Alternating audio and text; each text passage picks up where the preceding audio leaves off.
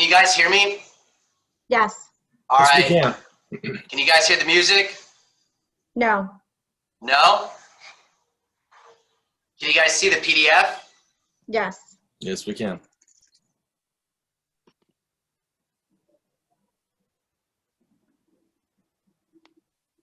I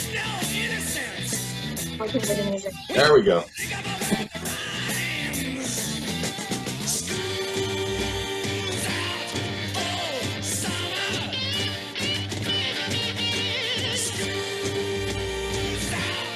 Really appreciate this.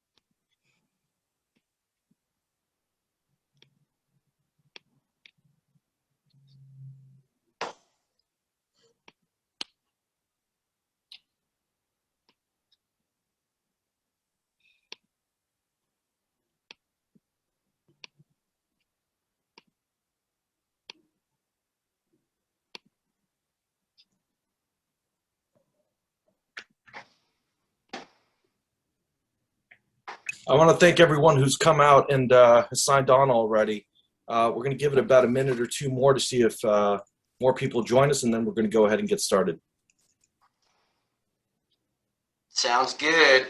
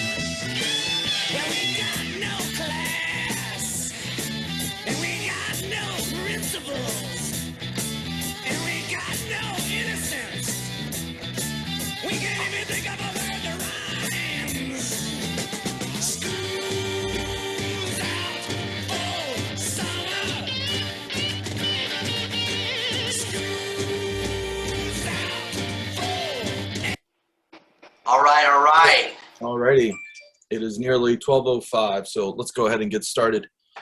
Thank you everyone for coming out on the first day of the Consumer Law Society's fourth annual speaker symposium and the first and hopefully last CLS symposium done over Zoom. On behalf of the CLS board and in particular Stephen and Brianna, I'd like to quickly say a few words before we get going and hand this over to our moderator, Tom Farrer, who's been a mentor, a supporter, and a great help to us throughout this year and last. Thank you to everyone who has fought through Zoom fatigue and showing up to our events over the last year.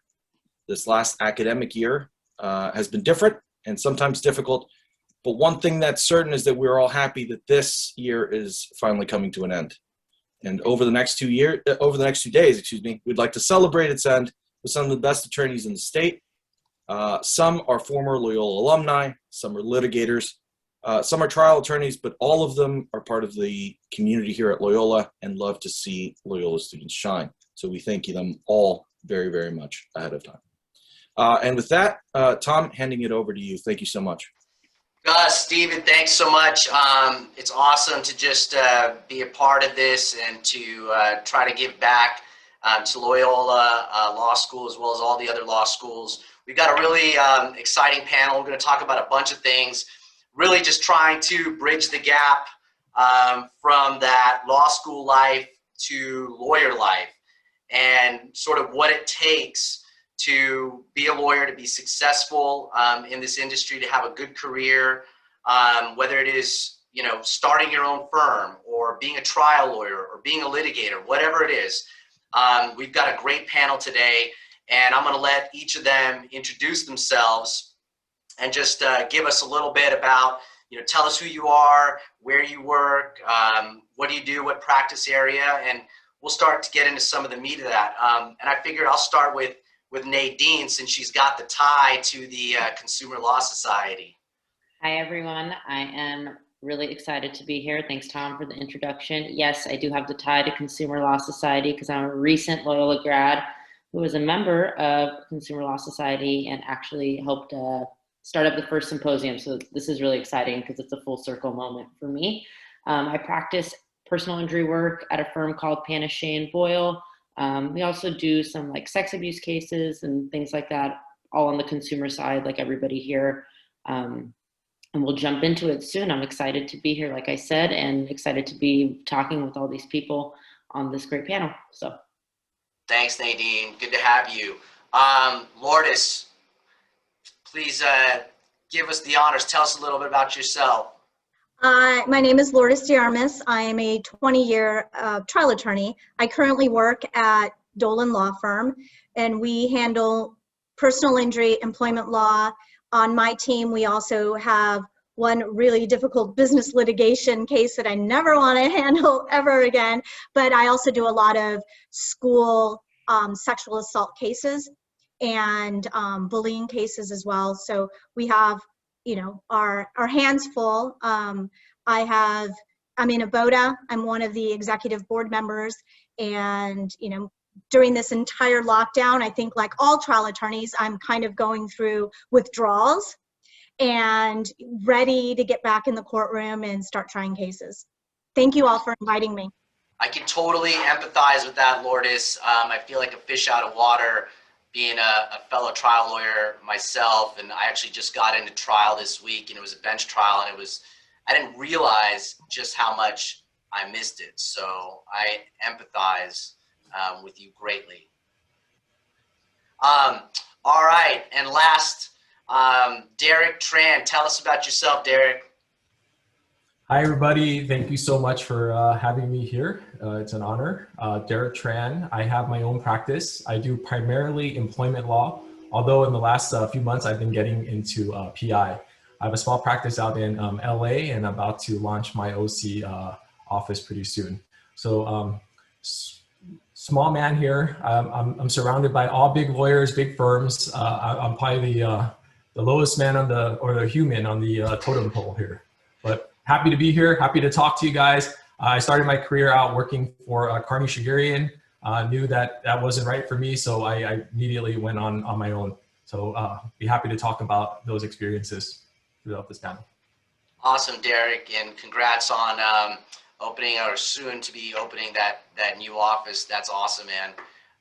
And then I'll be moderating, as you know, and just a little bit about me. I'm a trial lawyer, but I'm also the founder of Fair Law. I started Fair Law about a year and a half ago.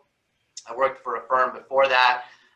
So it's been an exciting journey, to say the least, and I love having my own firm, but definitely couldn't have done it without, cutting my teeth on trials before that. So I guess since we're talking to a lot of you folks, a lot of you are, law students, and you're sitting here and wondering what's it going to look like, going forward. And I think it's always helpful if we sort of talk a little bit about, at least briefly, just how did you get into law school, or what was, some people know right away when they're really young, I want to be a lawyer. Some people, it's a second career, or some people, their career advisor told them, hey, you'd be really good as a lawyer because you like to argue. So, you fell into it. So I'm going to open that up, and I'll just start with Nadine. How is it that you ended up going to law school? What was sort of the path for you? So I hate this question because I have like the most boring answer, which is I knew I wanted to be a lawyer since I was in second grade. And I kind of just stuck on that path from a young age. I was talking to Tom yesterday, and I majored in poli-sci in college because like that's what everyone tells you to do, and it's the most irrelevant major ever. I have no idea why people tell you to do that. If you want to go to law school, it doesn't help you at all.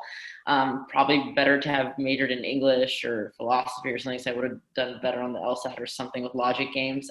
I don't know. So yeah, I knew from a young age. I was in like speech and debate in high school, and I did it in college, and I did mock trial in high school. And so, that was kind of my trajectory. I took 1 year off, and then I ultimately ended up at Loyola, knowing that I wanted to come to LA and stay in LA. And Loyola is such a regional school. I was able to build my network in Los Angeles while going to law school, and, able to land a job where I am.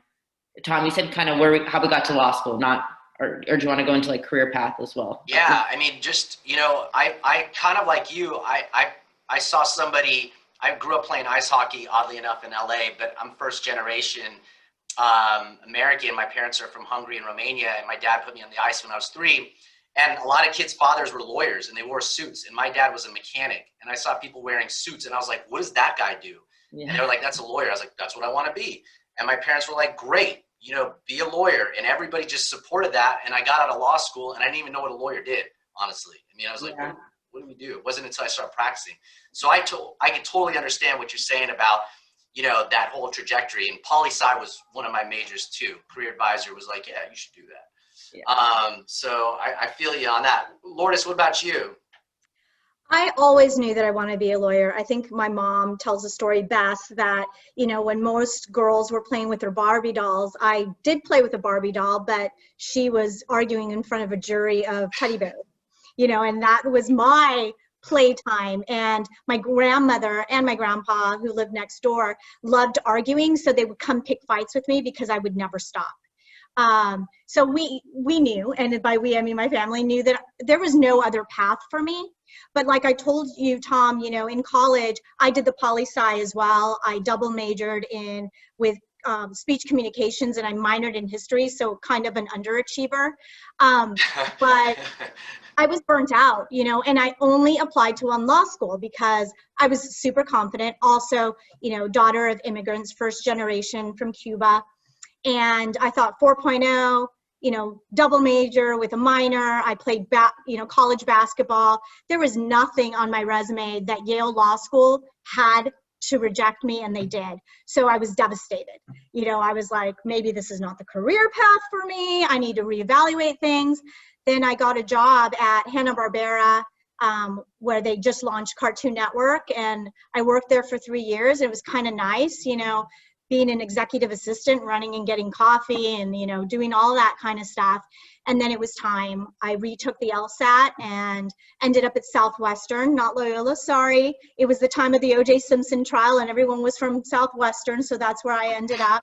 And that was my path to law school. Did you ever question, I mean, you said, you didn't get into Yale, right? That you're setting the bar really high for yourself, and that may be telling about just why you're such a good trial lawyer as well. But I mean, did you ever have that doubt that maybe I'm not cut out for this, really? I did. I mean, of course I did. When I didn't get in, thinking, you know, I did everything possible. Maybe it's not, and I believe in fate a lot, you know, what's meant to be will be. And when I didn't get in, I had to question, well, was this the path for me? And which is funny because the only path I ever wanted was to be a prosecuting attorney. I wanted to be a DA, and obviously I'm not, and I never was. But, you know, I did question it. And it took me 3 years to circle back around and realize that's what I wanted to do. There wasn't anything that was fulfilling in what I was trying to do. Yeah, I had fun the first year because I had no responsibility, you know, go to a job and have someone else tell me what to do. There was no independent thinking. But then after a while, that was not satisfying. And then I had to think, what do I want to do when I grow up? And law was always what I wanted to do.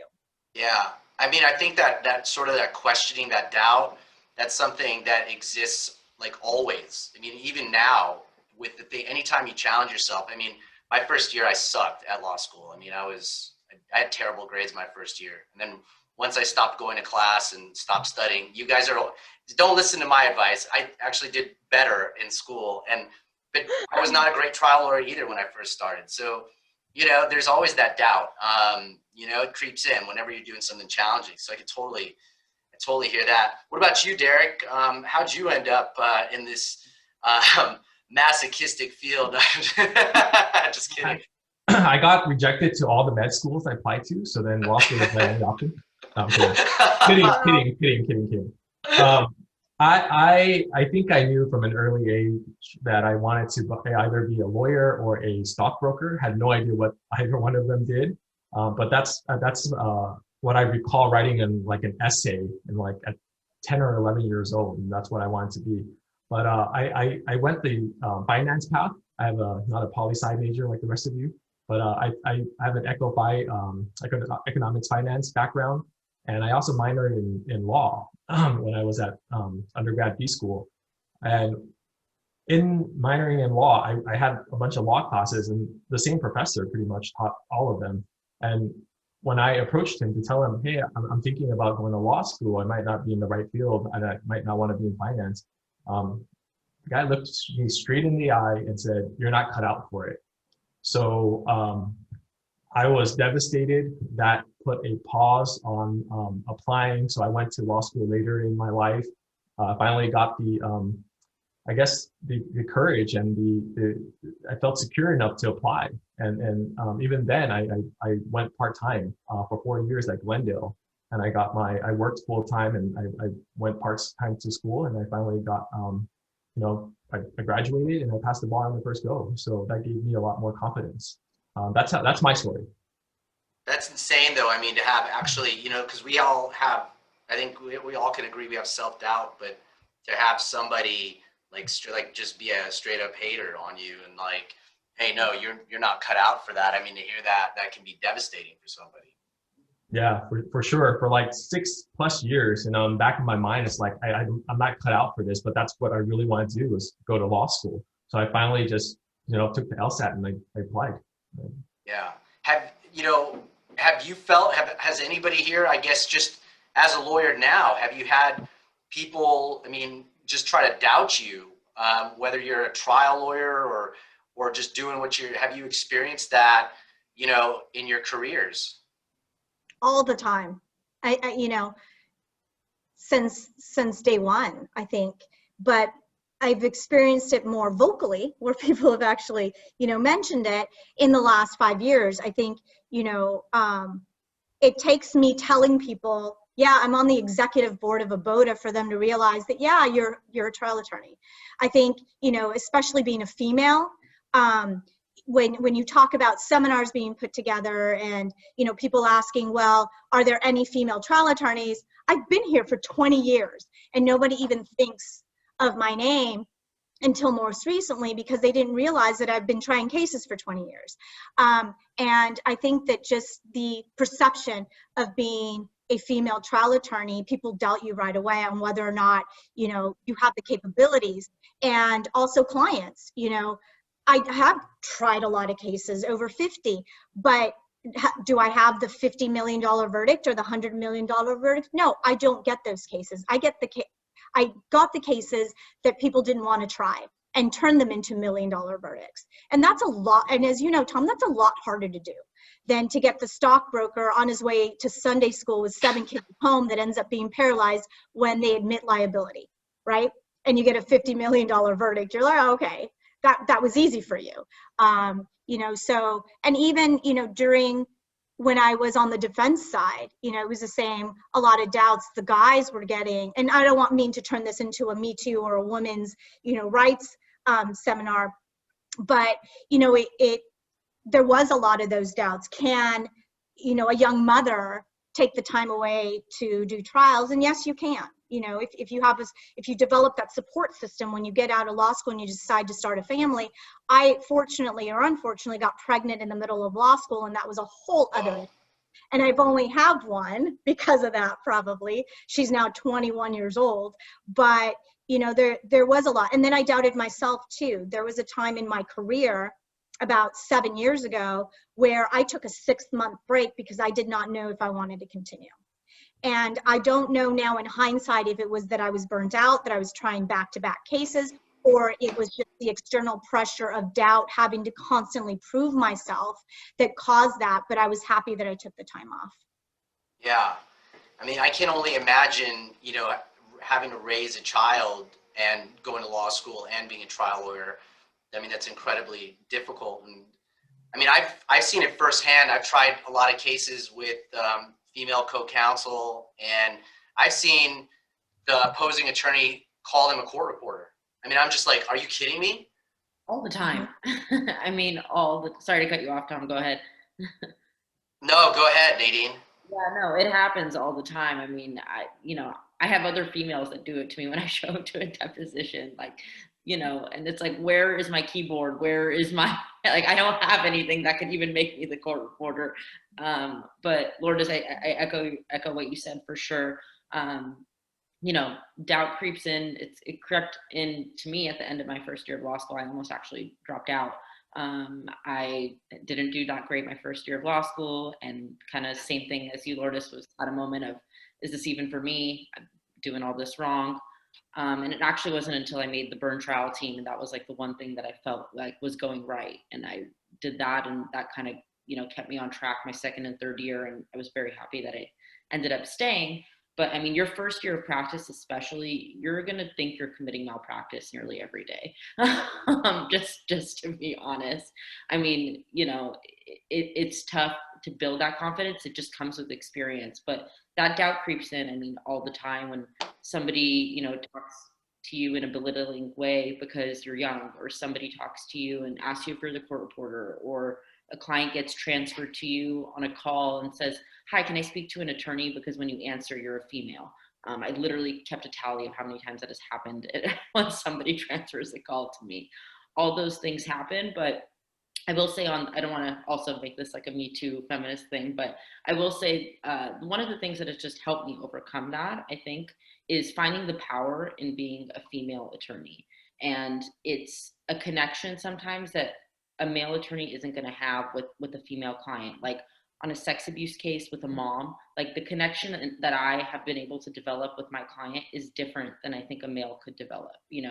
Use that to your advantage. Or in a wrongful death case, a mom losing her child, the client you can use it to your advantage, and you have a different side of you. Your compassion's a little different. Your empathy's a little different. It's not saying that males can't be empathetic or compassionate, but innately it's a little bit different. So use it to your advantage. And that, for me, has allowed me to overcome those doubts and overcome, that voice in the back of your head. Yeah. Yeah. And, it's as much as we're sort of advanced, or however you want, as a society, I mean, I know it's not going to get like political or social issues, but it doesn't matter. We face, whether it's racism or sexism or some type of prejudice, I mean, all the time. I mean, look, I get it, I'm white, blue eyes, and so, what do I face? But I see it, and it's something that we have to continue to fight. And it's interesting that here we are in a profession that, is supposed to champion justice, right? And the whole idea is that, when we go to a court, we're in a sense equalizers, right? I know all of us represent plaintiffs, and That's not to dissuade anyone from doing defense work. I did defense work for 3 weeks. So, I mean, I have a little experience on the other side, you know, but that's the thing, is that one person can go in and face a corporation or an insurance company or a governmental entity, and in the court, we're equal, right? And I always loved that whole thing about Lady Justice, right? She's blindfolded for a reason, because she doesn't consider, you know, race, creed, sex, religion, orientation, just the evidence. You know, I sort of love that. So that's, I mean, that's something that we deal with all the time. I mean, Derek, do you face that at all? You know, just when you're going in trying to try a case or anything, I mean, where somebody's just trying to, you know, devalue you or think less of you? All the time. I would say, just to go on a little bit about what Nadine was mentioning, you know, the first year of practice, when you're a baby lawyer and everyone doubts you and you probably doubt yourself, all I have to say is just do your darndest, like work your ass off, give it your all, and that in itself will speak for itself, and you will get the right reputation by that. So a little on that part. With regards to like now, I have the self-confidence to go in and do what I need to do, but that doesn't mean I don't get scared. I still do. I mean, I still get worried on certain motions like an MSJ, where I put a ton of money into a case and it could like that be gone, and you know, there goes the cost that I fronted. Now I'm a small firm, so it's not easy, but you know, these are the things that you have to have faith in yourself and believe in yourself to get over. So that's my approach to that type of situation. Yeah. And then if I can just jump in real quick, Tom. Please, you guys jump in at any time. Yeah, I think the best advice I can give anyone coming out of law school is to realize that law school prepares you to take the bar. Period. Period. It doesn't teach you how to be a lawyer or the things that you need to do. You could be the amateur, if that's still a term now in law school, get the highest grade in your writing class, and you're still not a good legal writer when it comes to practicing law. So as long as you know that you don't know anything, going out and ask questions, and you know, when someone gives you an assignment, clarify it. Actually take the time to not just get a sample motion, but actually read all of the cases that are in there and educate yourself and take the time to do the work correctly the first time. You will become a better lawyer. The worst thing that anyone, you know, law clerk or young attorney can do when I give them an assignment is to cut and paste from someone else's work and not have done the legal research themselves. Because if you don't know the foundation, you know, there's fun in fundamentals, right? Learn the fundamentals. Learn how to write the motion, because if you learn how to write the motion, you'll know how to argue it. If you're cut and pasting from someone else's work and you get to court and the judge starts peppering you with questions, you're not going to know how to answer it. And then your naivete, then the nerves, everything is going to start to sink in. If you take the time as a first-year attorney to do everything the right way, even if it takes you long to do it, you're going to be better off in the future.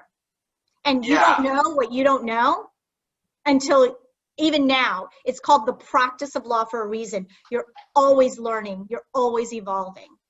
That's so true. Nadine, I think you're the youngest of us all. So, and working at Panachet and Boyle, that's your first job out of law school, right?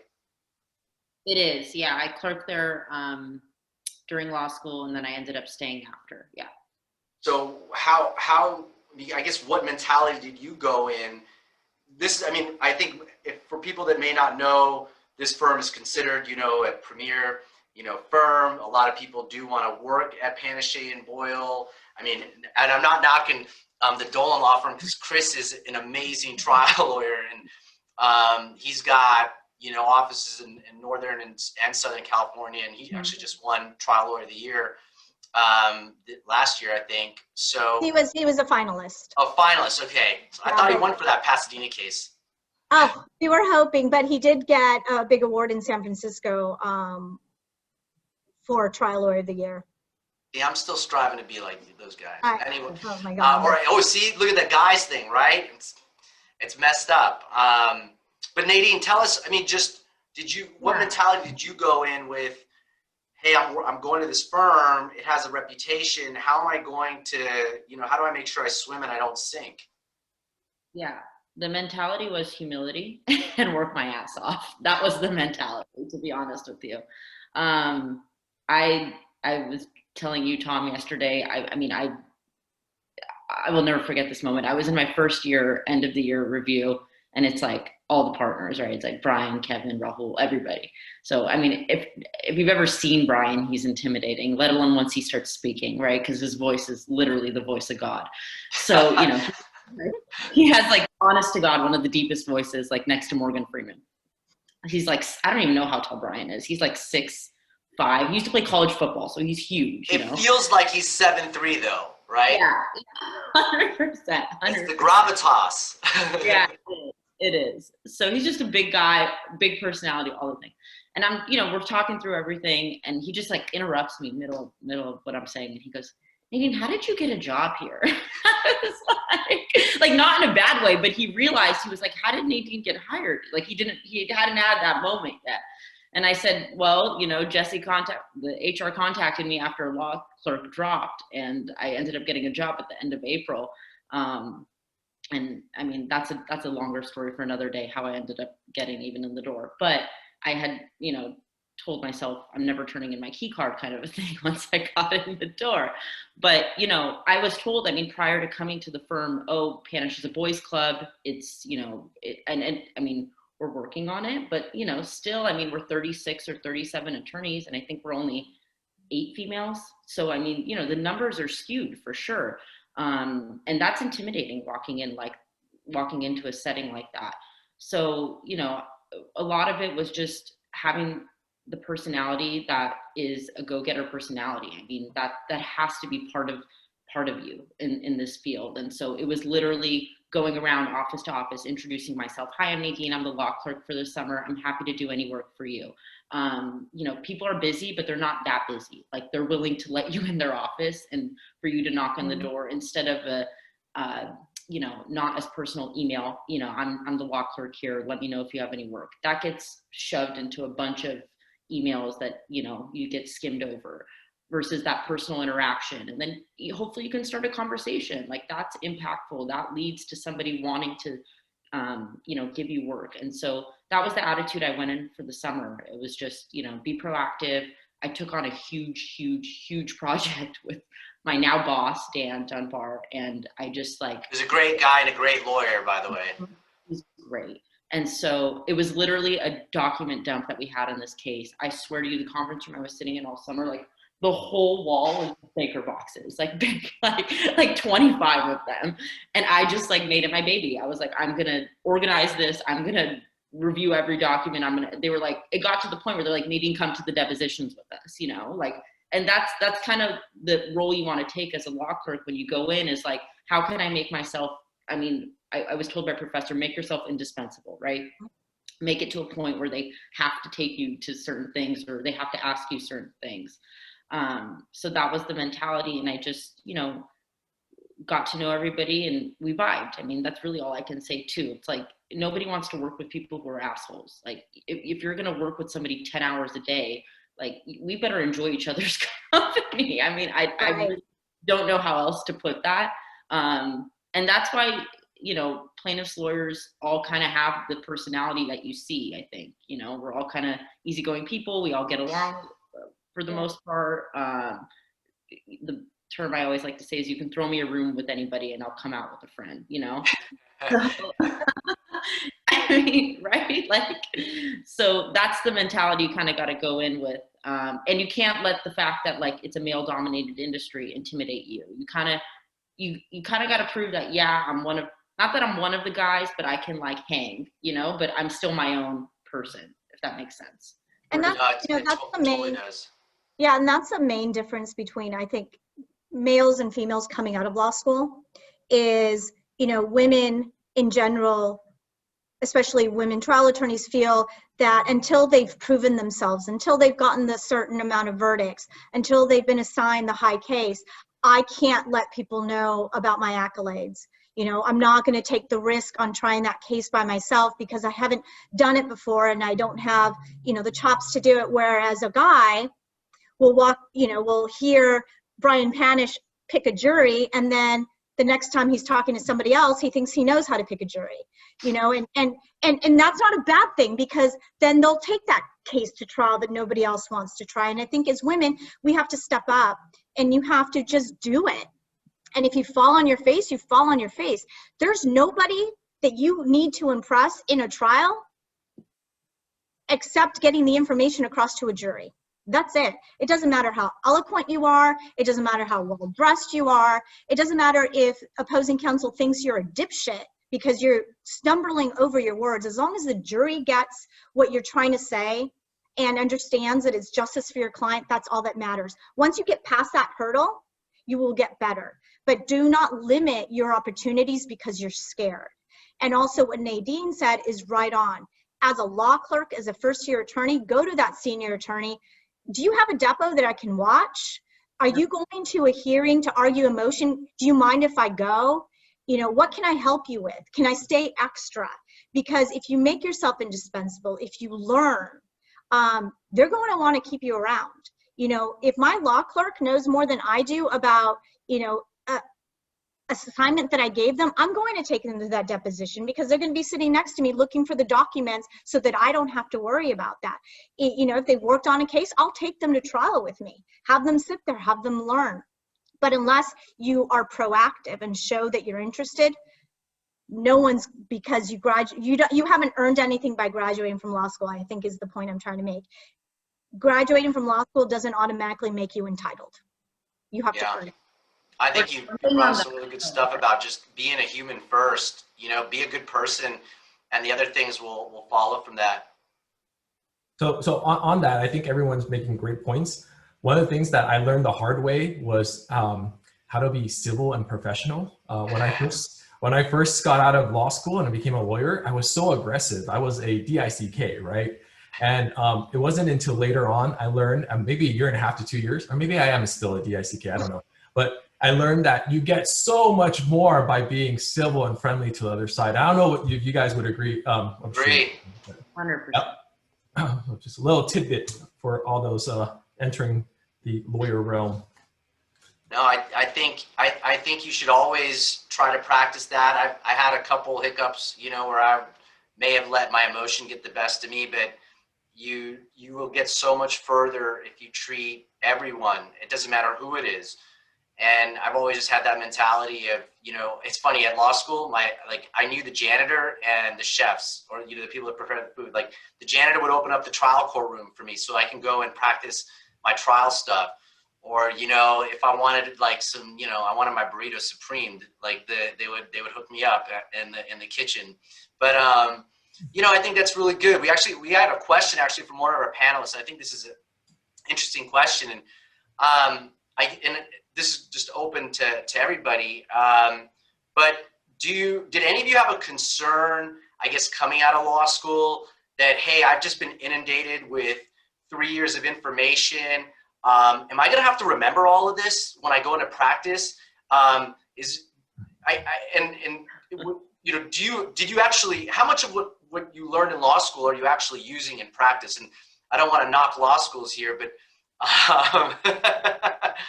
civil procedure and evidence are the only two. If you're getting into, you know, if you want to be a trial attorney, are the only two you really need. And, you know, focus on California civil procedure. If you haven't taken the class, I don't know if it's required now for you all. I would definitely take it. And California evidence. The California and the federal rules kind of mirror each other.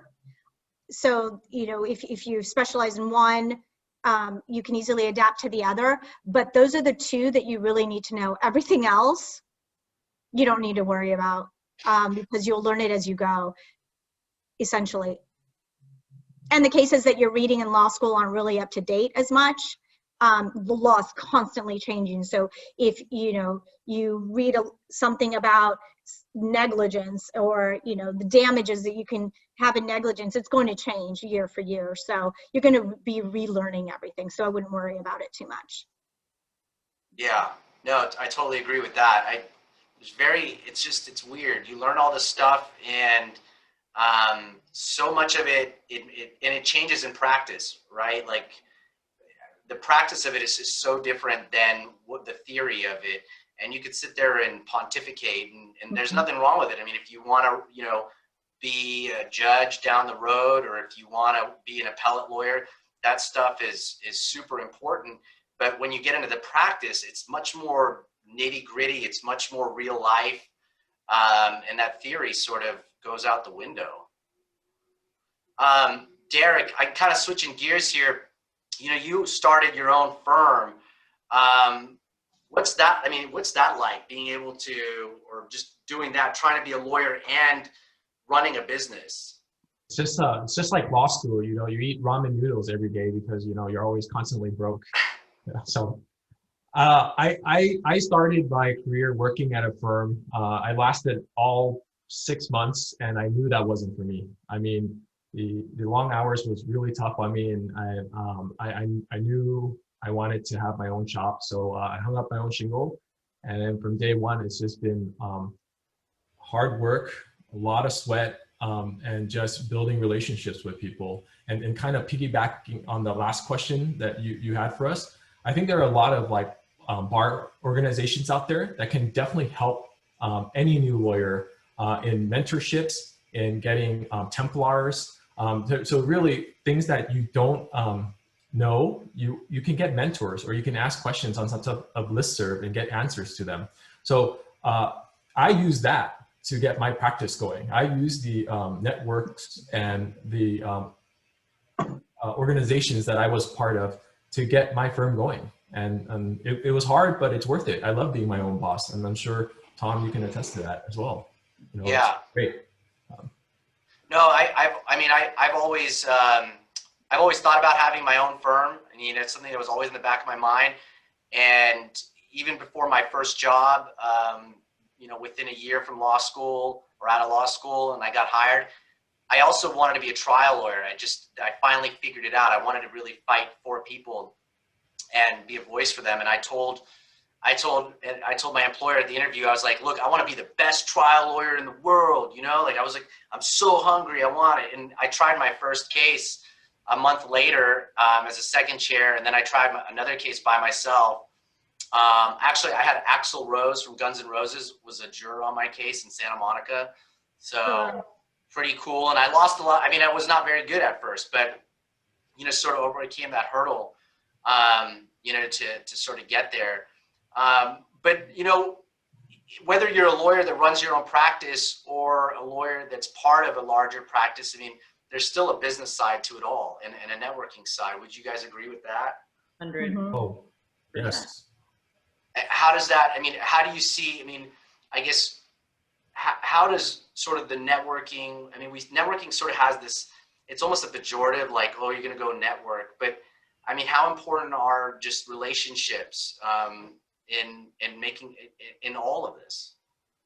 I'm going to jump in, very important. I know that through the organizations that we've all been involved, there are times that I've been, sitting in court, getting an assignment for a judge, and Tom, you are on that list that I text right away, and even during trial, Tom and Bob and, Chris and people that I knew because of networking would help me in the middle of trial, send me motions that I needed. I've got this issue, the judge just said this, and people are constantly helping you. But if I had not reached out, I don't think I would have had the success I did in certain trials, because being too proud and not reaching out would have hindered the case. But also, it's not only for getting cases from other people, it's also to build a community of resources, like I mentioned, because you can reach out and get the help that you need and answer questions. We're constantly on text chains asking each other questions because we don't know the answers. And once you know the answer, it might change,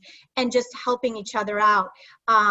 And that also helps people get jobs too. I mean, for those of you that are about to graduate, you want to get a job, get involved in CALA, get involved in CAOC if you're interested in the plaintiff side of things, the local bar associations, and, you know, be involved. Don't just join, be involved. Get your face out there, get your face known, ask questions.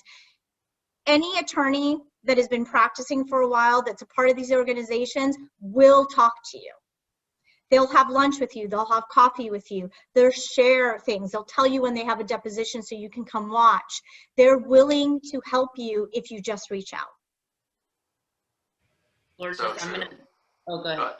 You go ahead. No, I'm just gonna echo that completely. I did that throughout law school. I joined CALA. I went to CALA twice as a law student, and it's the reason why I decided to be a plaintiff's lawyer. And after that, you know, I met with people, and I swear to you, most, like, nobody will tell you no. They just will ignore you, which is fine. They're busy.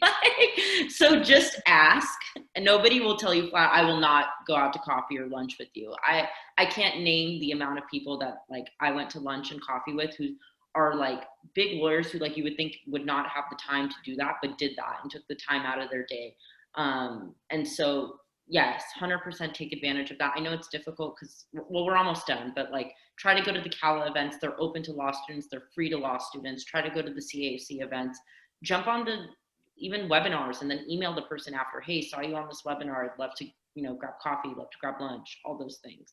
And then on the other side of that, I know, Tom, you were asking, like, you know, how important are relationships for business? Extremely important. I mean, obviously, but as a younger lawyer, I think it's harder to start bringing in business to a firm, or even if it's your own firm, right? But you got to get creative, and I think that's, like, one of the ways that you're able to generate business as a young lawyer. Think about the advantages that you have coming out of law school versus your 30-year practicing boss, right? Like, you have the network of your law student class, right? Or your law class. So reach out to all those people. I mean, make sure that they know what you do. That's the first thing. You need to make sure that they know that you do personal injury work, and that anytime that they have a case, they need to call you. Even if you don't help them down the road, at some point, they'll have a case for you, right? Like, it will come back around at some point. Go through the list of, like, non-law organizations that you're part of, or non-law communities that you're a part of. You know, whether that's your, like, ethnicity community, or whatever it is, just think about different ways that you can expand your network, and outside of just, like, CALA and that, because CALA is saturated. It's difficult to get cases, like, especially as a young attorney. I mean, you know, people have their go-tos and all that. So that would be, like, my advice for trying to generate business as a young attorney.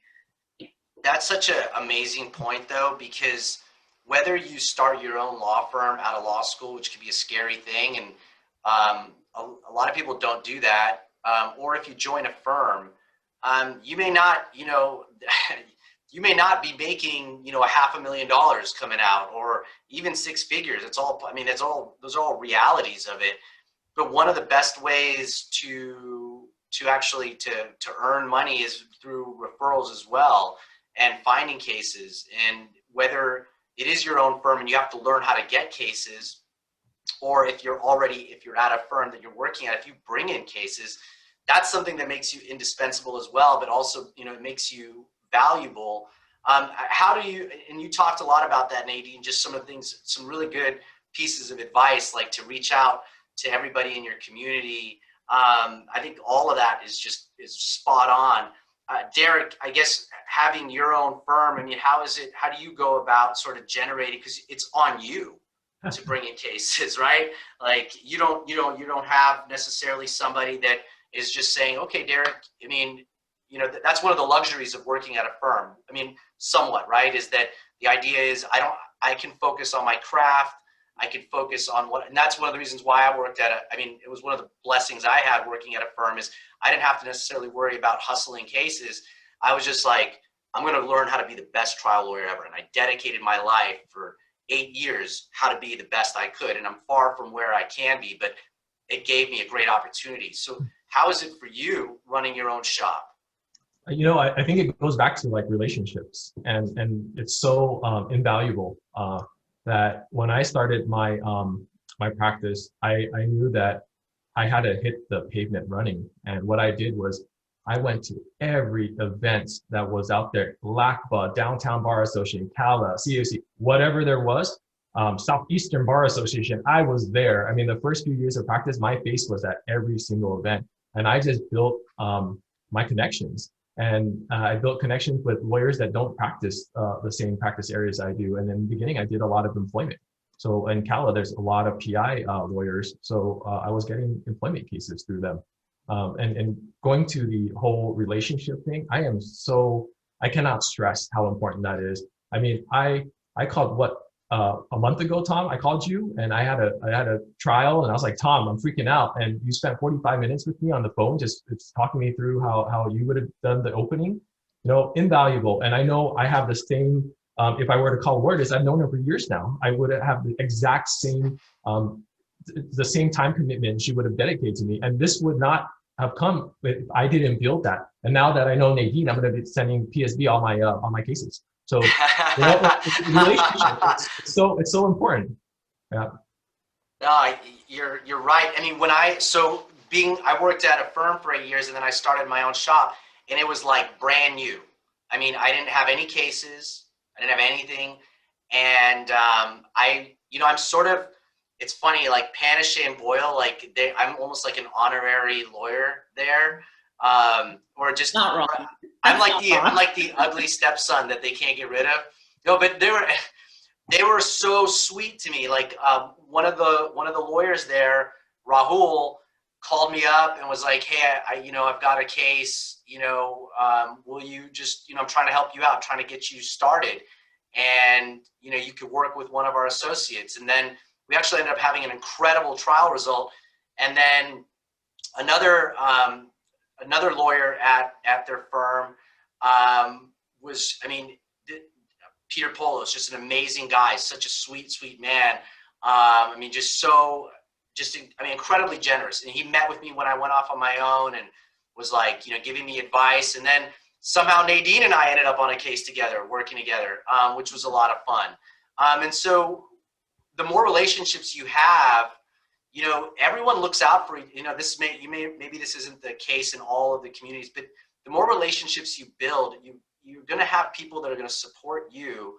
And at the same time, I try to give as much information away as possible. I try to help as much as possible. And I think as a law student or even as a young lawyer, just keep in mind that you have value, right? The harder you work, the more you learn, the things you do for other people, do it for the right reasons, right? And it all just kind of comes back. Like the more you put into it, you're going to get all that back. So, showing up and just being a friendly face at an event, I don't know, sometimes if someone smiles to me, it makes my day. So really just going out there, I can't stress enough. I mean, and it sounds like all of you do that. And I mean, Lourdes, I know you're with Chris. I mean, you still have to go out and still, I imagine bring in cases, even though you're their senior trial lawyer or I think it's you and Amy, right? Mm-hmm. In the LA office. Yeah. I still have a lot of referral attorneys. When you get to a certain point or a certain level, we don't get a lot of cases, from the beginning. We get a lot of our cases referred from other attorneys. And those relationships still have to be maintained. Those relationships still have to be built. And, I'm fortunate that there's a lot of law firms that have trusted me no matter where I've gone, because I was at another firm before I came to Dolan, and I'm super happy that I'm here. He is so supportive. He does, like, Tom said, he has offices in San Francisco. We have 2 offices in Los Angeles. And, I was able to bring my referral sources with me, and without networking and developing those relationships, they wouldn't, trust me with their cases, because, it's their livelihood too. They're thinking business-wise, right? Who's the best person to take that case to trial? And I usually get cases that are difficult enough that are not going to settle, that, are going to be with me for the long haul. And my team is very good at working on those cases. Yeah.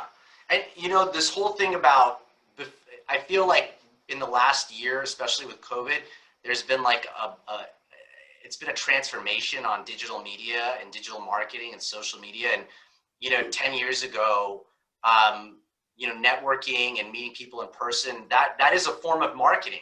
You're marketing and sort of branding yourself. And I think with all of these, young lawyers coming into coming into the legal field, I mean, how do you see, digital marketing or Instagram or Facebook or Twitter or whatever medium you use? How do you feel about, using that, and how do you see it sort of as a tool, maybe to help build those relationships or to even brand yourself? I mean, just how do you folks see that? Yeah, I mean, I think for sure, like before law school, I probably wouldn't have thought this. I'd been like, oh, you should have your social media super private and you should only have your like close friends. But at some point, it is a branding thing. And so you have to stay like, have your life, like that's fine. You don't need to post like everything on there, but show them you're human, show them, you have a real life and you enjoy things outside of work, but also post your work on there. I mean, I literally got a case referred to me from LinkedIn like a couple weeks ago from somebody who was a friend from college's brother. Like, you will never believe who you end up getting a case from. It's just actually crazy. I mean, I've had people from high school reach out to me, like, I didn't take their case, but still, like the fact that they even reached out means you've branded enough and shown what you've done enough that it works. And so you kind of have to get over this like initial, I don't want to say it's like a stereotype or like initial roadblock of like, it's obnoxious to post on social media. People don't want to see that.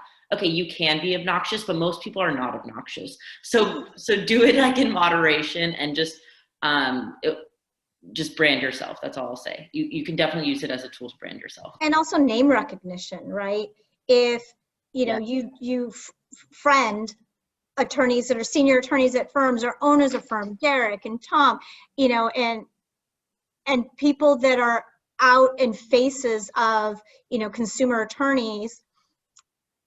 And then, you like their pictures, you engage in conversations with them through their posts, and then you start posting your own things. Your name is now out there, right? The next time you run into me for example, if you friend me on social media, Instagram and Facebook or TikTok, and we're constantly engaging one way or another, and you run into me at an event, I'm going to remember you. And if you post that you had a settlement, that automatically, oh, I'm friends with that person, whether or not we've had many interactions or not, because if you get yourself out there on social media, it's the repetition. And also not only for marketing, but letting other people know who you are that then will trust you with cases. Mm-hmm. Totally. What about you, Derek? Do you use social media or do any marketing? I should be better with it. I mean, we do have a firm Instagram, and I have my own Instagram, and I would tag. It's my personal one is private, but I would tag myself on there, and I only accept the people I know. But Nadine and Lourdes makes great points. I mean, you are your best PR and your best marketing person, and no one's going to do it better than you. So I highly support, and I think it's a great idea to get on those different forums. I'm just a bad dancer, so I can't do those TikTok videos and all those things. Yeah, I'd be embarrassing on TikTok. But it's true. I mean, for our first hire at our firm, he hit me up on Instagram and was like, hey, I worked at the defense, and he's a law student, and he just, we just kept in touch, and when he congratulated me when I went off on my own, and he remembered when I guess I had a case with his defense firm, and he was a paralegal there, and he's like, hey, you were actually really nice to me. You weren't a dick to me when we were getting ready for trial, and I was putting together the trial documents. And so, we kept in touch, and I couldn't hire anyone right when I opened Fair Law. But eventually, when I was able to, I was like, yeah, man, I'm excited to bring you on board. And, so you can, by reaching out to people on social media and developing those relationships. I know people are wondering, we even got a couple questions. How do you how do we get a job? How do we get an internship? You know, how do we connect with people, especially if there's no live events? And there will be. I mean, people are getting vaccinated. It's coming back. We're turning a corner. So that's all good stuff. But even when we do, even when live events start, even when networking starts again, or when, you know, there's all those cocktail hours, you know, go to those, but don't let, you know, the social media side sit by the wayside. I think I think that's here to stay until something else, you know, changes. So I think we all have to sort of take advantage of building relationships through branding ourselves and marketing and connecting that way. I think it's super important. So that's really good stuff. What about, I guess, what are some things, I think if we were to just, I think we can all think about this, but, you know, if you were to go back to law school and what are things that you wish you would have known? I mean, or you know, if only I had known this, or gosh, it'd been great if I would have seen this or understood this in law school that you know now.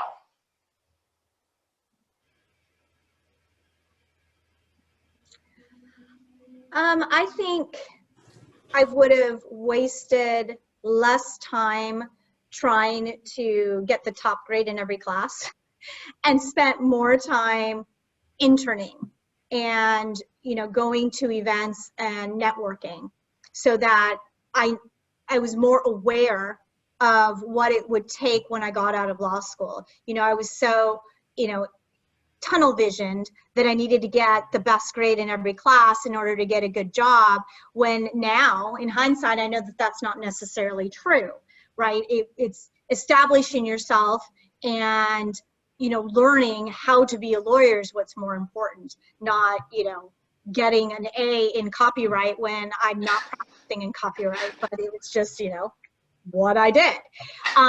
So I think that realizing the law, like I said earlier, the law school isn't going to teach you how to be a lawyer, and using your free time learning how to be a lawyer and networking with people that are lawyers, you will be far ahead than you are if you're just tunnel vision focused on, you know, just the task at hand. And, you know, someone asked in the questions, does where the law school you are from have an impact in hiring? Does it make a difference? Initially it does. I would say after 5 years, no one cares. And you know, I had great grades my entire life, and I still took offense to a law firm that asked me for my transcripts. I was like, I don't need you.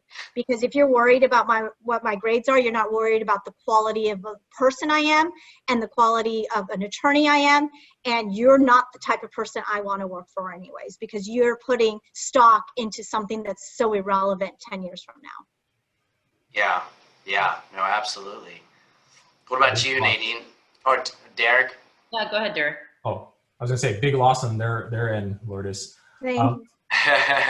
For sure. For me, it has to be exposing myself to the different areas of law that's out there. So if I had to do it all over again, you know, get internships in PI firms, maybe defense firms, you know, whatever it is, estate planning firms, figure out what you want to do, what you're passionate about, because I think that's so important. And that's what I would have done, maybe intern at more places. I think Derek brings up a great point. I mean, I'm sure some of you here may be interested in plaintiff's law. Some of you may not be, and that's fine. I think one of the best ways to figure out what you want to do is to figure out what you don't want to do. And so it's kind of process of elimination. I interned at an IP firm my first summer. And then after that summer, I ended up going to Cal, and that's when I realized that plaintiff's law was even a thing. I mean, nobody really like talks about like doing PI. You're kind of like, who wants to be a billboard lawyer? Like, I'm not going to do that. That's like everyone's connotation of, you know, being a PI lawyer prior to coming to law school. And then you're actually exposed to what it is. And you're like, okay, this is completely different than what I thought. But if you're unsure, 100% intern at as many places as you can. I think that's great advice. Another thing I think, I mean, I would say it was like, you know, on the edge of this, but I think just a little bit more, just don't be so afraid, be ballsy. Like, I can't think of a better word, but just be ballsy. Ask for what you want. Like, I almost like didn't get a job after my internship because I didn't go in and say I would like to work here at the end of my summer. Like I thought it was so clear, but I didn't make it that clear. So you need to like walk in and tell if you want to work somewhere, go tell them like I would like to work here after I'm done with law school. What's the path that I can take to make that happen? It's you just need to say it straight up, or approach people at networking events that are way too big of names. They're not going to turn their back away. Like they'll shake your hand and have a conversation with you. And if they're an asshole, they're an asshole, whatever. But have the guts to go do those things, because you never know where it can end up, and you never know what the benefit can be of that. So Totally. And someone gave me some great advice, and I wish I remember who it was because I'd give them credit. But and that goes to what Derek and Nadine are saying about figuring out what you want to do, because if you love what you're doing, it's not work, right? I get up every morning and I love what I do. When we were driving into the office, it didn't matter to me that I was driving an hour to get to work, and I'd stay at the office till 9 o'clock, 10 at night. And it wasn't, obviously my body was drained, but mentally it wasn't like, oh my God, I have so much work to do. I loved what I did. And that will translate if you want to be a trial attorney too, because there's no better rush of like the all-nighters getting ready for trial and in the middle of trial if you love what you're doing. Otherwise, you're just wasting your time and you're going to become, bitter. You're going to exhaust yourself, and you're not going to be productive. And at the end of the day, if you want to be a consumer attorney, it's not just your life you're dealing with, right? You're dealing with a human being that's been injured. And, if you're going to take on that responsibility, and it's a great responsibility because someone's giving their life to you, you have to like what you do. So figure it out before you, take on the cases that's going to affect someone's life. Totally.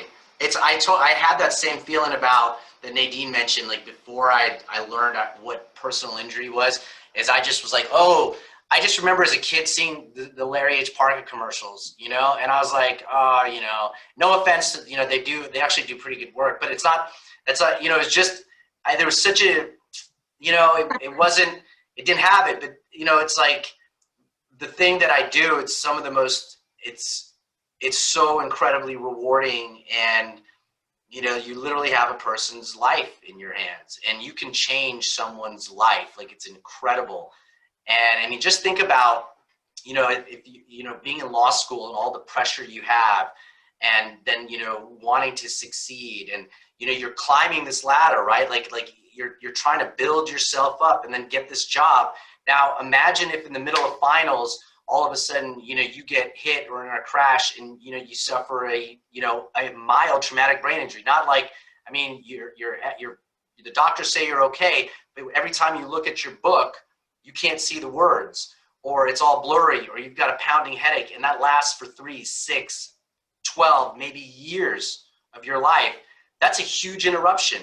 And that's a small kid. Like, those are everyday types of cases. And so, being able to try to help people and put them back in a position that they were before is incredibly rewarding. So yeah, there's definitely a stigma attached to injury law, but it's not what I thought it was either. So I'm glad I'm in it. We had one more question that I wanted to get to, and it was, I think all of us have experienced this, probably, unless we got like a full ride to the school we went to, but just the debt that we incur. And I guess what role, if any, did that play for any of you? Like, hey, maybe I should just go get a job wherever I can, just so I could sort of pay down some of these costs. I mean, what do you think about that? I mean, I think there's a big push from, first of all, law schools to go into big law, which, for reputation purposes, and then, everybody's like enthralled by how much money it is. I'm convinced if you do like the hourly, how much money they make, it's like less than minimum wage, but that's just me because they work like 80 hours a week. But I mean, so, there's a push from the law schools to definitely do that. There's a push from society to do that because that's where you'll make the most money. And realistically only like 10% of people get big law jobs out of law schools. So don't beat yourself up over that, because statistically you're probably not going to get one, and that's okay. I think I loved like the idea of going into plaintiff's law, but I mean, seeing like the upside of plaintiff's law is huge too. Like you can make good money if you have the right personality for it. I mean, I think one of the best feelings for me, I don't feel like my job is work either, because my personality fits what I do. And so that is the best feeling on earth, you know, like it really is, because you don't have to like try, you don't have, like, you know, those people who just hate networking events. They're like, oh, I have to go like talk to people. Like that doesn't feel like a chore to me. I talk to the person at the grocery store. I talk to everyone, you know, so it doesn't feel like a chore. And so that's like one of the things. So, I mean, I would say, to go back to the question, I think, you know, choosing plaintiff's law had, like, that was part of it, but no matter what field you do, the money will come if you know, if you apply the right thing. I mean, the money will come. I guess that's really what I will say in any field, but in PI, the upside's huge. It's definitely like a gambler's kind of a field, right? I mean, You know, and most of us that did not have any help going to law school, you know, you consolidate your loans at one point, and it's a 30-year time frame. Hopefully you can pay it off sooner than not, but you know, figure out with whatever consolidation company, whatever company ends up buying your student loans. My student loans were sold 10 times to 10 different companies that I never knew who I was paying, but they will work with you. So the priority is you finding what your passion is and where you want to work, as opposed to choosing based on the financials. Because Nadine is right. People working at big law, you know, the best example I could give is that a friend of mine got hired at one of those big law firms, right? And within 10 years, she was a partner in the litigation department. But guess what? I had 10 trials under my belt in those 10 years, or no, actually more than that, and she had yet to see the inside of a courtroom. But yet she was working insane hours. Yes, she was making 3 times what I was making, but she was miserable. As opposed to, you know, I had a bunch of trial experience as a young attorney that most don't have. So figure out what your passion is, and the money will come. Yeah. I agree with Lourdes. Like, absolutely. If you're not happy in what you're doing, you shouldn't be doing it. And the whole money aspect and your loans are important. But I think most of these companies out there, they have some type of like income-based repayment option. So don't worry about that. Just follow your passion. You're going to be much happier. 100%. Is that why, Derek, is that why you decided to build your own firm? Yeah. I always had this, like, I have good business sense. I like being an entrepreneur. So that was always. And you have good fashion sense. Sometimes. And then, you know, after my conversation with Chris Dolan telling me that he's going to file a restraining order on me if I don't stop applying to work at his firm, you know, I had to open my own firm. So, no, I mean, listen, it's all what, you know what you're capable of better than anyone else. You might like working in an environment where things are handed to you and you don't want to go out and sell and market yourself. And that's okay. That's great. Go work at a firm. You know, we need people like that. Or you have this business sense and you're entrepreneurial and you want to do that, then go do it. Make it happen. Yeah. I mean, I didn't know, I mean, I had like that sort of thing in the back of my head, but I didn't know I didn't know it yet, that I would enjoy building something. And, you know, I really loved learning how to be a trial lawyer, and I still am learning and doing it. And I think every trial has its you know, uniqueness to it. I don't do cookie cutter stuff. I mean, every trial I pour myself into it, and you're building something there too. If you're putting on a production, really, a trial is a huge production, but building a law firm or building a business, it's super cool. Like it's a lot of fun to do as well. Super stressful, right? But you know, I think you could find different things in your career that you enjoy. And for some of the people, if you really like writing, like if you just are like, look, I love to make arguments on paper, then you need to find a way to get to a position where you can do that. And I'll tell you right now, there are a lot of firms that, I mean, we would love, you know, if somebody just wanted to write and crank out hardcore motions, there's nothing more, you know, we'd be like, yeah, dude, let's have a badass, you know, person that just like beating people up on paper, you know, that's awesome. Like, you know, so it's not, I know you from all of us, it's like, oh, you know, you got to go out and network, and you know, we talk a lot about trials or building a business, but you know, they try to pigeonhole people. I think they being whoever, but this idea of grinders, minders, and finders. There's those terms. I don't know if you guys have heard of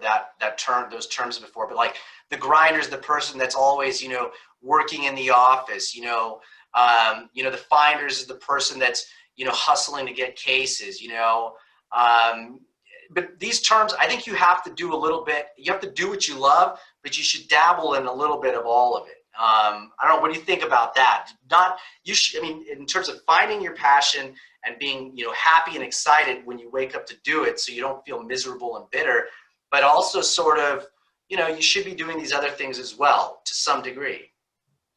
I agree with you 100%, because I thought that all I ever wanted to do, and the only thing that would make me the happiest person in the world, was sitting in a room writing motions all day, hands down. But sometimes what you like to do and what you're good at are different. And you don't know that unless you try something else. So I loved writing, and I did that. And then a senior partner at a defense firm, you know, decided that I was automatically going to be on his team. And then I second chaired every trial that he did. And still, you know, the first couple of trials, I'm like, yeah, I can't do this. Can I just go back to the office and write a bunch of motions? And then I got involved. You know, he let me pick a jury, and I realized I was really good at that, at talking to people, and getting them to talk back to me, you know, and that's kind of the key when you're picking a jury. And then slowly realize that, yeah, I may like writing motions in the academic part of it, and I think it was because I'm a nerd, and I loved law school, and I loved the academic part of writing motions, difficult ones, but I was really good at being a trial attorney.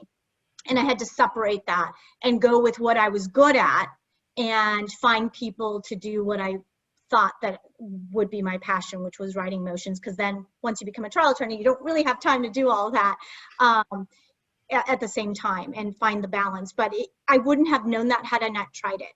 I would still be stuck in, you know, a closed, quiet room writing motions today if I pigeonholed myself to doing that. Yeah. Yeah, that's so true. You mentioned something about finding the balance.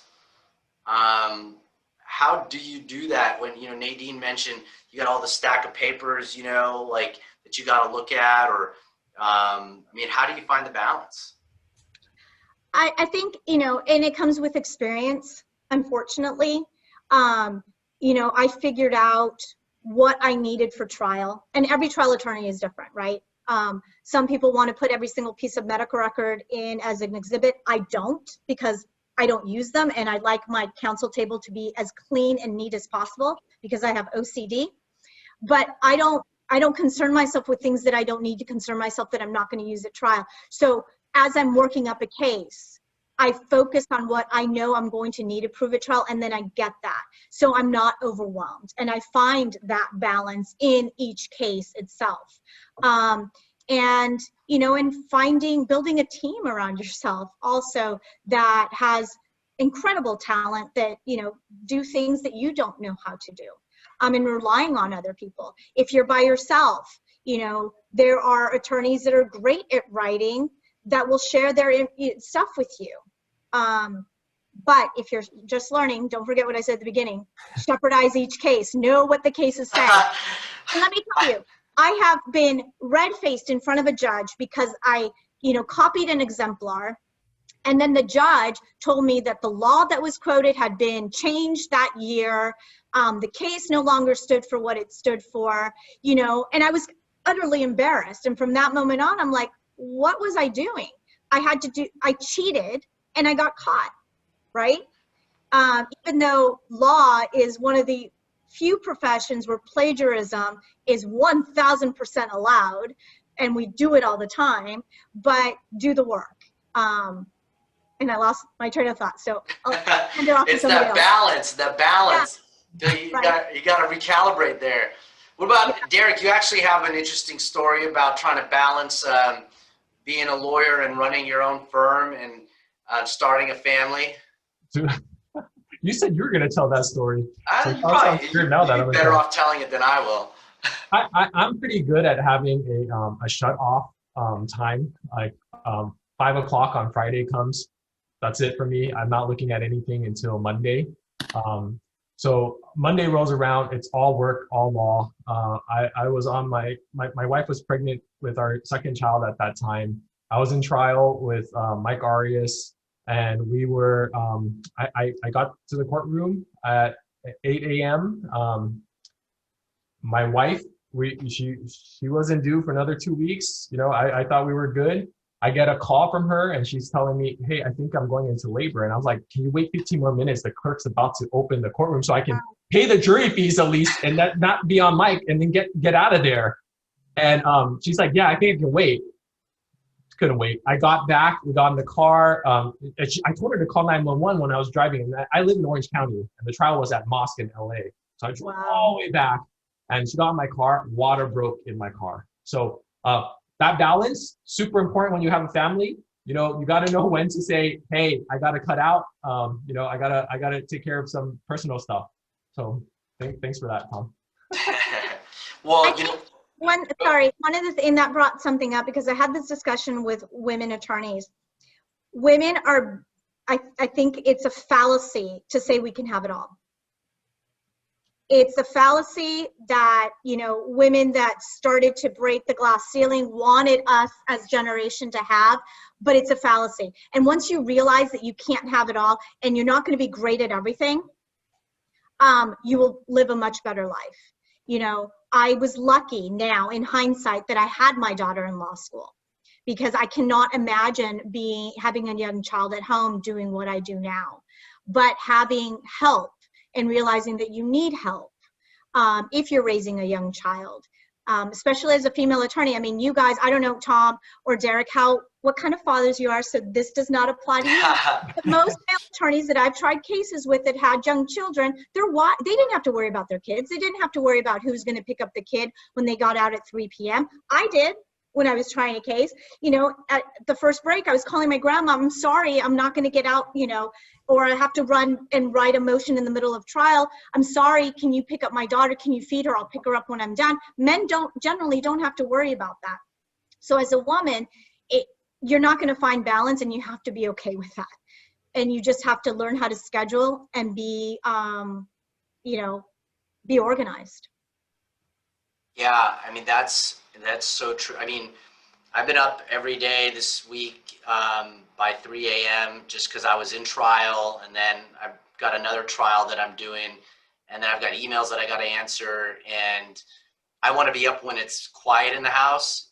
And I mean, I'm in bed no later than 9, so I'm at least getting 6 hours, which is not bad. It's not like I'm not sleeping, you know. But you figure it out, right? I mean, and my wife, I'm very lucky. She's super supportive.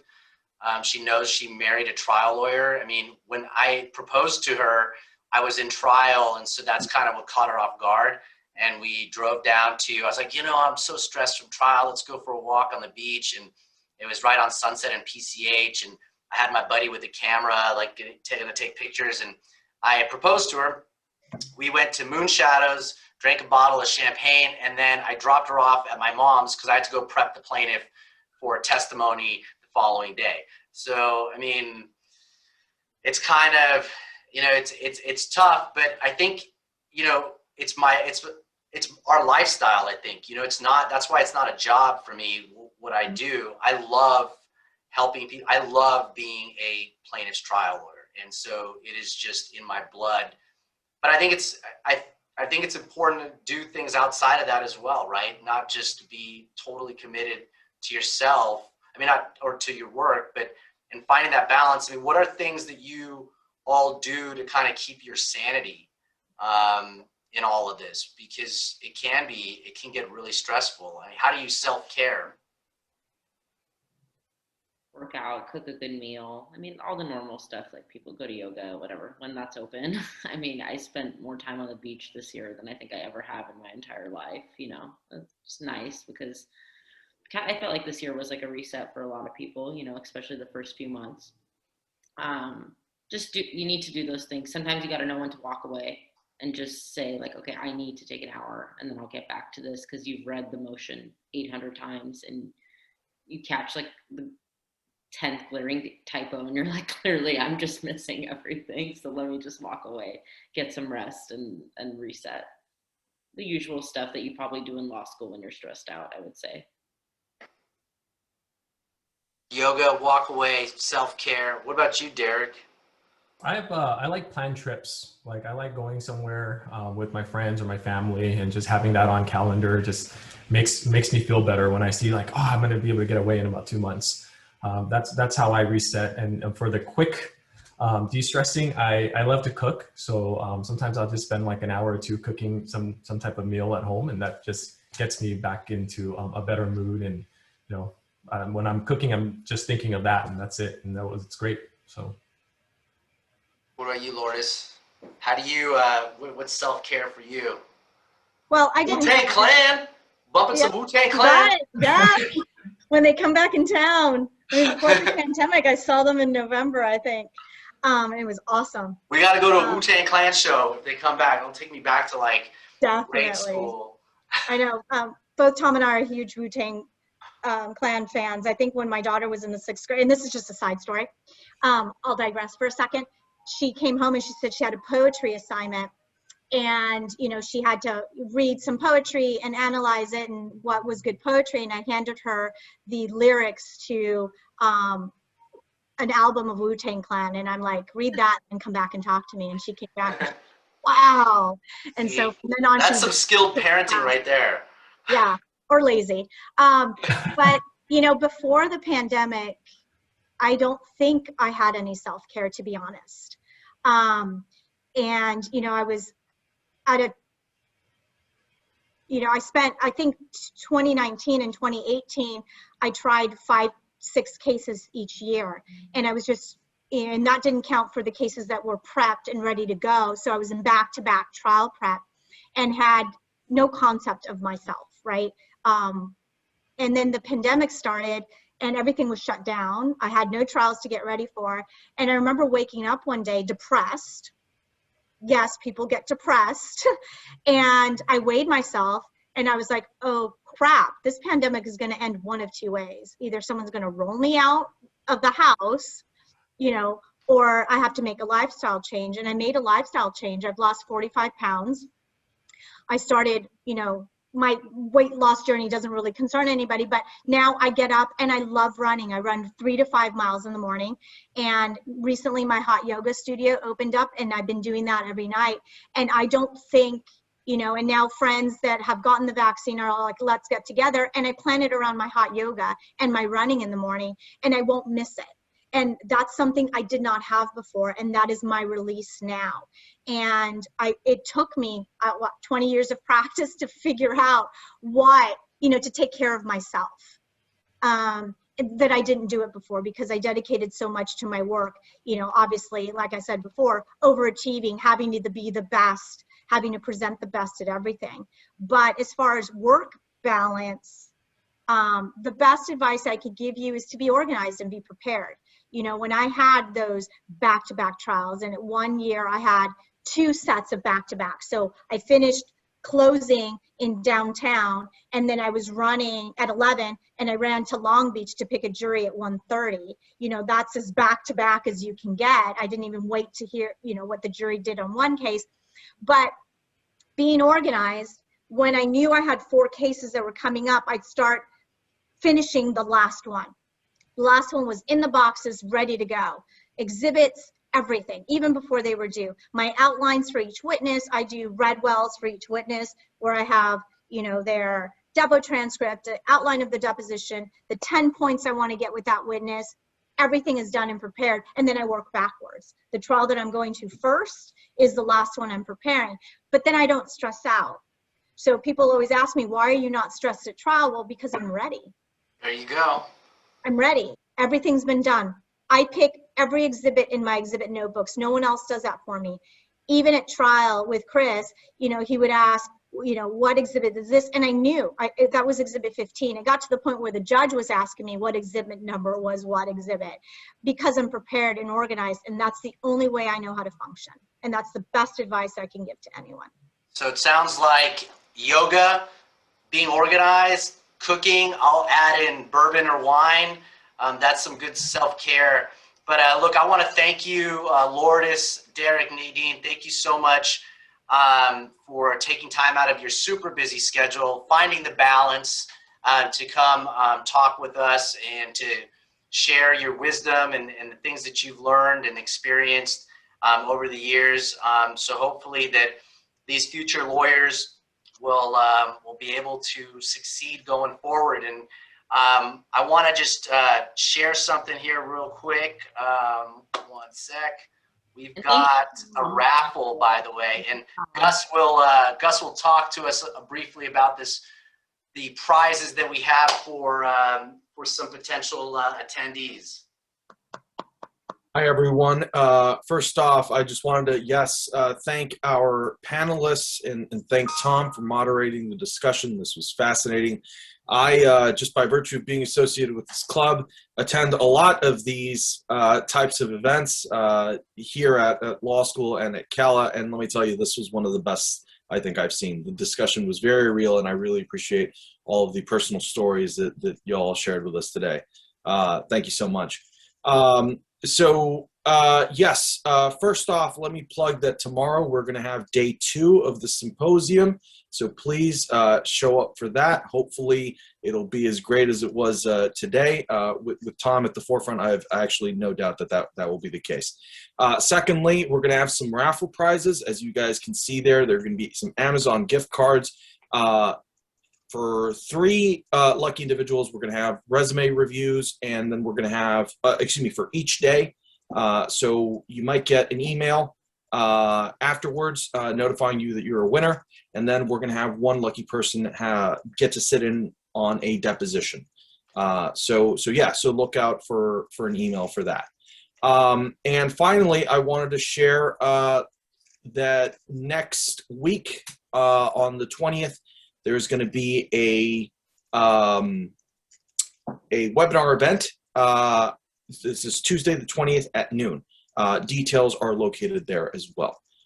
So unless there's anything else from Stephen or Brianna, I believe that is it. Thank you so much for coming out. Thanks, Gus. And just, for everybody that attended, I'm not going to speak for all of the other panelists, but you can call me, email me, bug me, don't worry. Text and email is probably best. I'll always make myself available, at least at some point, to help anybody out that has questions, whether you want to start your own firm, whether you want to be a trial lawyer, I don't know, you just want to go get a beer, whatever it is, you can always hit me up. So I'll always make myself available. So I just want to throw that out there to everybody. Same. Great. Yeah, I'm sure I'm sure Lourdes, Derek, and Nadine feel the same way as well. So they're just all super cool people. So thank you again, Lourdes, Derek, Nadine. You guys